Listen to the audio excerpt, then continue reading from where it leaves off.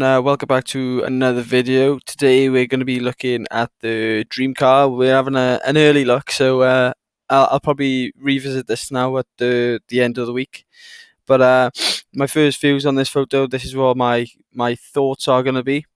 The ball looks like it's coming maybe from a goal kick. This is a centre half. Number 4 is normally centre back or defensive midfielder. So the ball's coming up, and if to me the ball seems like it's going to be coming towards the orange guy's head, and he's just climbed above the red guy here, so he's the one going to be heading the ball for me, and this guy just watching the ball go over the top. So let's find our lines and see where we're going to be looking this week. He looks like he's looking at quite a flat angle here, so I'm going to say around this area the ball's going to be coming because it's going to be going towards his forehead. So we'll set our middle line now to see where we're going to be looking here.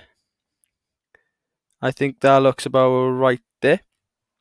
Now we'll look at the red guy now and see whereabouts he's looking. So he's looking at quite a straight angle with his right eye, and his left eye is looking around the same as well. So that's the open play that we're going to be looking at by there. And we'll look at the middle lines now. So around that position there. Let's look at what the coordinates would be like in around this position. So my average I'm going for this week is 737,810. And taking the lines away, I think that looks like a good position. I think the ball's coming at a flat angle. It's not coming from a high position. Otherwise, this guy will be looking up into the air. I think the ball's coming flat, so the keeper's kicked it quite flat across straight to this guy's head. But looking at the coordinates, I think this guy's looking bang on there, and this guy's looking flat, so it's going to be coming straight towards him. I think that's a good little place for my cluster to go this week. So we'll set our cluster now in around that area. So everywhere around here, this is the technique I use to try and get into that zone 1.